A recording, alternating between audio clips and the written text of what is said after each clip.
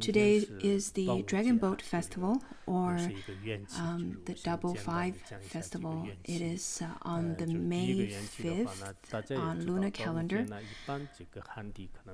I think people celebrate it to commemorate the death of a great poet, Qu Yuan. That's part of the origination of this festival.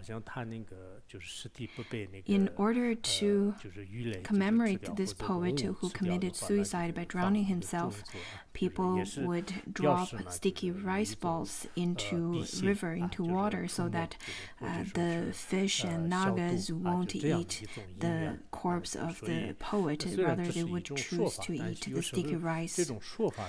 So that's part of the origination. And then the other part is about the belief that the month of May is rather the most poisonous or vicious of all. So people would burn moksar or burn incense or even make smoke offering, so to dispel obstacles, to get rid of misfortunes. So that's a belief.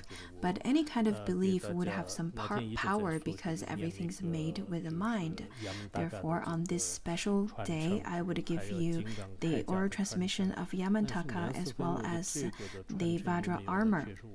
I'm not completely sure where I received the Vajra armor, but I'll give you the Yamantaka's sadhana and mantras or transmission. Today, many people send me message saying that keep safe on Dragon Boat Festival.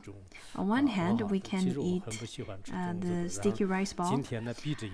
Well, it's good, but really I don't like sticky rice, so I kept my eyes shut and forced myself to eat a bit. Sometimes maybe because you don't really like certain food based on your personal habitual patterns or your karma even, it doesn't matter how much people talk about the merits of it. I just really don't like it. Anyhow, I will follow people's requests and people's custom. So I had some sticky rice, and I think the most important to dispel obstacle is to give you is to chant the mantra of Yamantaka. There's so many calamities going on in this world nowadays. Let it be the farmers or the non-humans. I think many people need different ways of protecting themselves. This is given by Pansuk Rinpoche.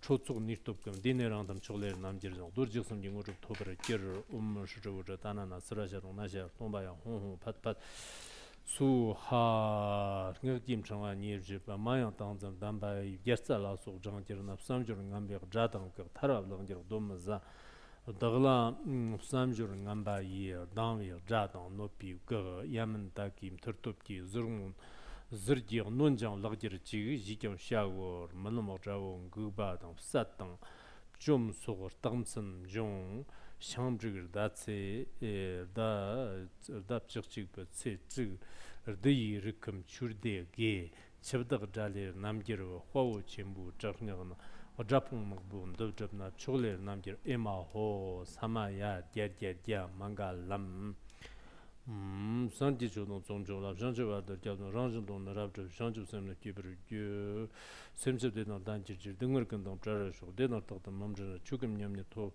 tobr sho chogson me to pudan snangsir zhe jarze rumo zi ja zhiro shinong do yon shepchog gomer nam jahur chu kordon jela bar banzar argam badam belde be alogun gadan ne de shadra su ha topa na chuang le chu kur tomba hai har tir chum dum dor jexet sil jexet dki dchen marung dorwi la chorjir kunji xola shimtsur todo hormon dernер jara jarjir dengang sindir demba sonjang zme ba demba ti kyang tangdar del 당들은 직바 첼레 타르지르지 호 게완딤 좀 띄었음 랍시임 템 가짐 조이 돈도 더니티 르통 도민군 본 잠바야 라지름 제르니 센터 샹츠 쇼 시브조 노도진 로원 잡담 제반로 겐든 딤브르 샤브르 담바 코르노 좀 동가 톰조라 담바 연어니 비 트라시 쇼 트라시 쇼 리박 도르지 고트브노 엄파마 샤르 팟 넘버징 난가나 다야다 서로 거르다 하나하나 벤저나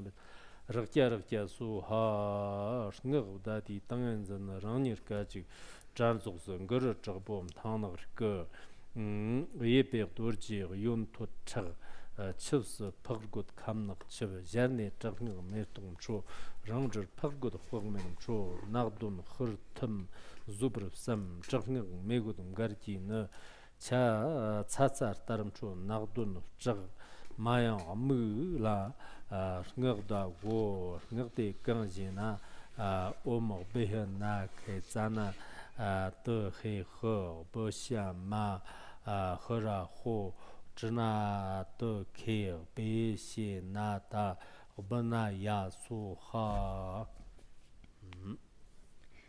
Well, that was the oral transmission I've given you on this Dragon Boat Festival.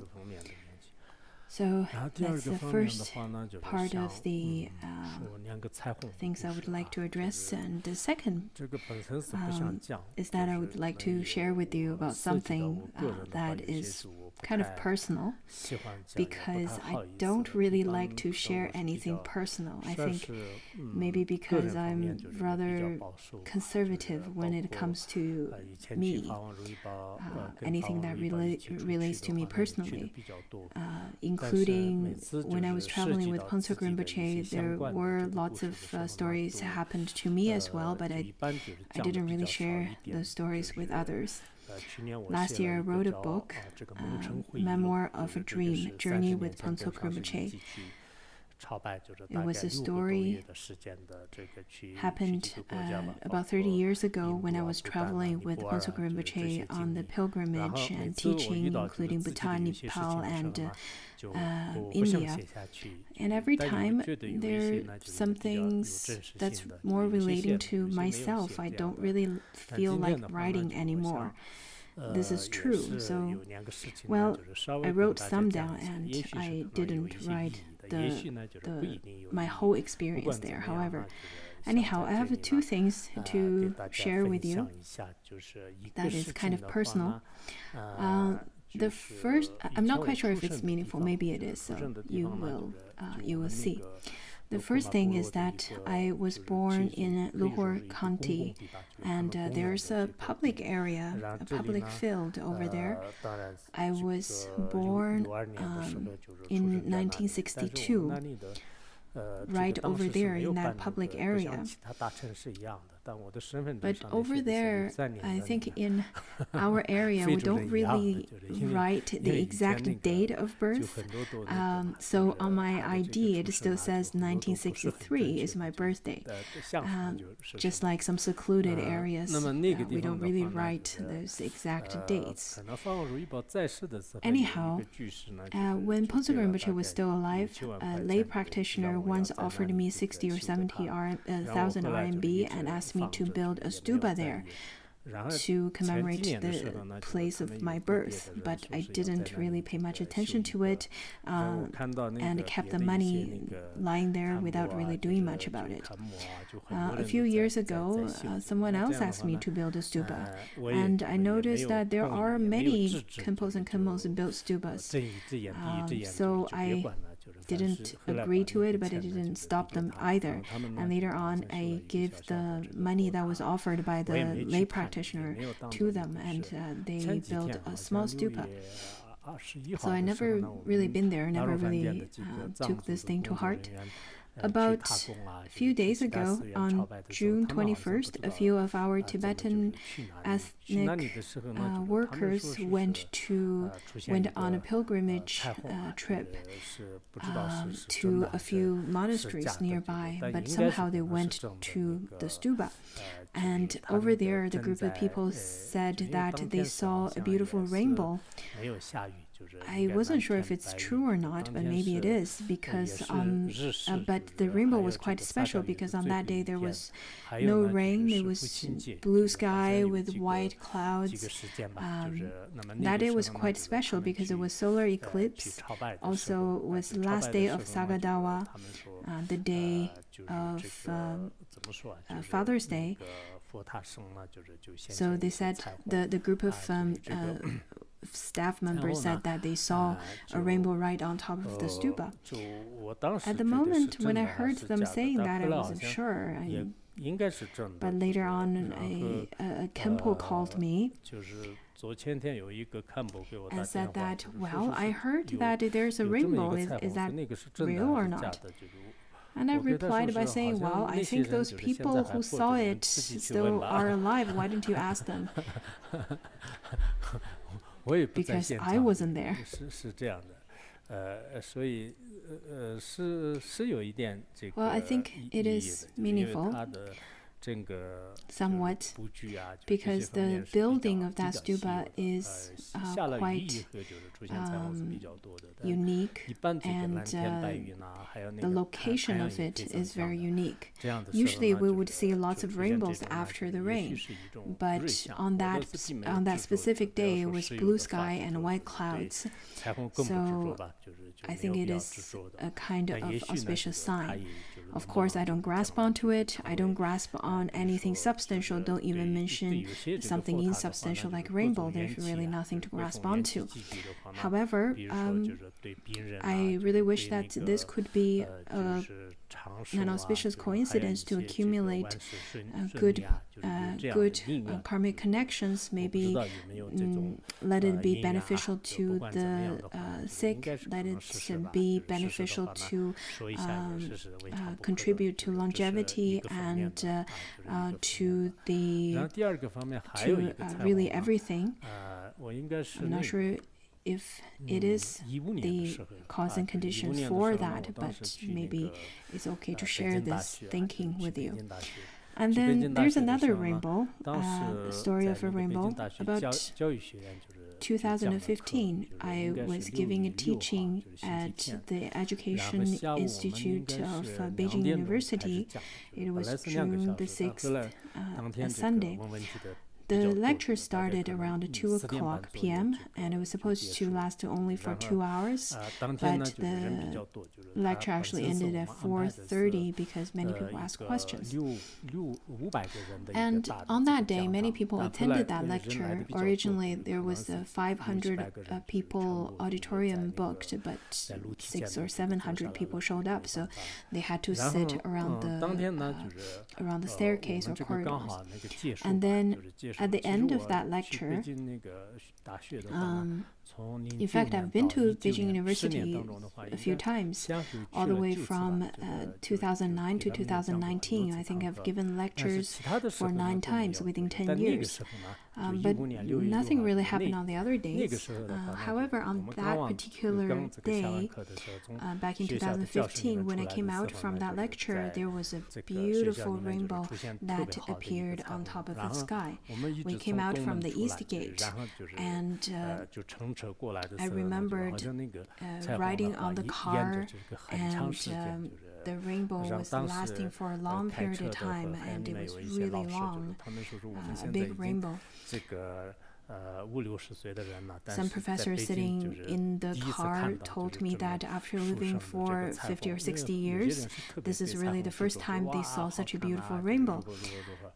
Of course, there are many people who grasp onto the auspicious sign or symbol of the rainbow very much because they would feel it's quite auspicious and really fortunate. Anyhow, I think in many aspects, I did have rather a successful propagation of the Dharma and benefiting sentient beings. So I'm going to show you the short clip of this rainbow.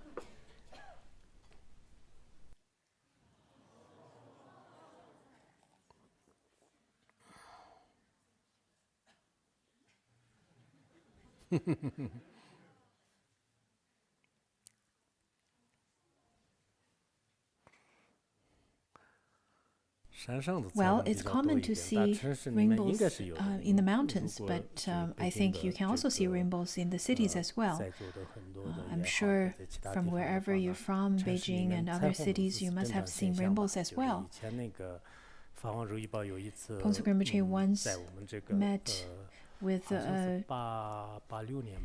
someone back in 1986.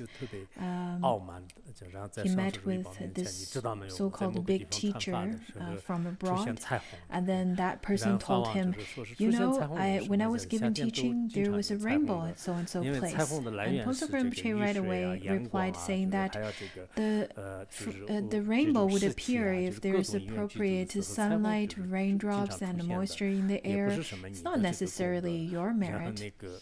And that Lama, who passed away now, his name is Jigme Tenpe, and at that time he kept quiet. And then he continued saying, you know, I have lots of miraculous powers. And Pongsu Rinpoche appeared to be not so happy about that, not so flattered at all, and he continuously to refute one after another. So rainbows are not necessarily anything significant, but Pongsu Rinpoche would use those opportunities to see the dependent arising, to observe it, such as rainbows at Deer Park in India, or the foundation stone laying ceremony of the Great Shrine Hall in Larongar at the time, as well as when Pongsu Rinpoche was giving teaching on the 6 bardos at Dawu County, and so on. On one hand, of course, it is really the blessings from the 3 jewels. It is also the inconceivable power from the dependent arising. And because we have such impure eyes, we can only perceive the external phenomena.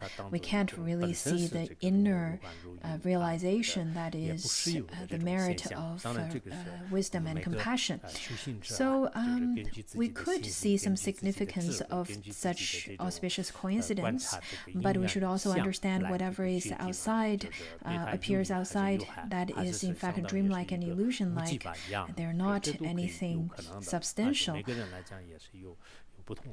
However, it really depends on, however, how you perceive it really depends on your own faith, your own wisdom, and so on. Everyone's very different. I personally don't really like to talk about these things because really there's nothing to talk about. I myself am so ordinary, let it be giving a teaching or traveling around, there's really nothing to talk about. It's very ordinary. But sometimes when there's conditions, I feel like it's still an opportunity to share some with you, then I will. But most of the time I don't really share about these things, including Pongsu Rinpoche's, including the longevity supplication that Pongsu Rinpoche composed for me. When people chanted in front of me, I would walk away right away, because I don't really like this kind of superficial flattery people would say it in front of me. But maybe, I think it could be also an auspicious dependent arising. It could be beneficial for beings, but I'm not quite sure. Anyhow, today, because this is the Dragon Boat Festival or one of the most poisonous month of the whole year, I think maybe people would need some auspicious dependent arising. Of course, I understand there are people who would think that this is just superstition, but there are people who would feel that this is rather quite uncommon scene. So anyhow, I think whatever way you perceive it, that's all reasonable, that's fine. That was the stories I wanted to share with you before the actual class. Now let's get into the actual teaching.